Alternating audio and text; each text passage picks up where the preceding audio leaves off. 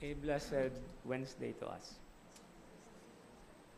Mene, Tekel, Perez. These are the three words written on the wall as narrated to us in the first reading today. This may be directed to the king to Belshazzar during his time, but these words are at the same time reminders for all of us that mene, our lives or our territories or possessions or our status in life are numbered. Practically, it's numbered. We count our ages. We can't count the anniversaries of certain organizations or things. We count so many dates in our lives. And that is just precisely what being human is. Tekel, you have been weighed on scales. And this is a very important reminder because we are constantly being weighed. No? Gitimbang-timbang kita.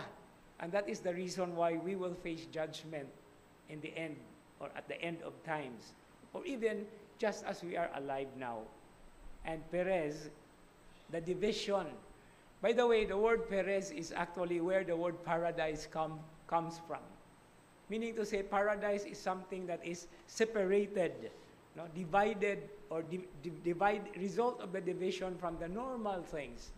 And this is something that will lead us. This is the hope that actually is promised to us, to be with Him in the place that is actually prepared for each and everyone who remain faithful.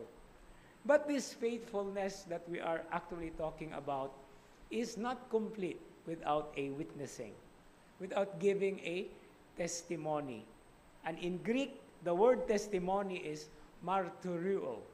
And that's the reason why all saints whose names are written in the book of the Roman Catholic Church is actually under the so-called martyrology, even if some of them were not really martyrs.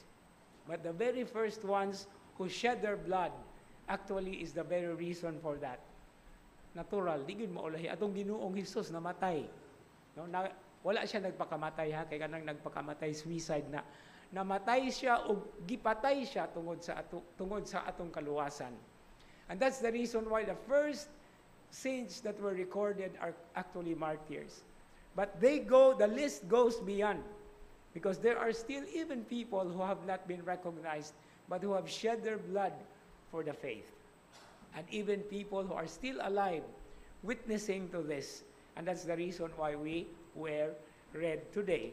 Today being Red Wednesday. And so this is something that will constantly remind us as we remember the words Mene, Tekel, and Perez.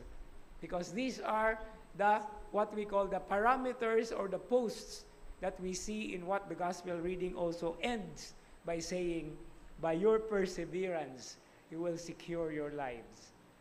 And what is perseverance? It comes from the word severe. Severity.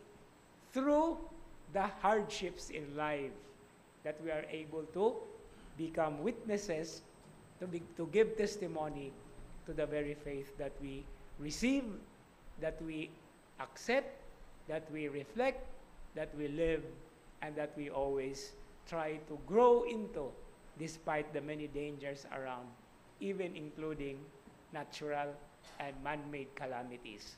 And so this is the thing that will push us on.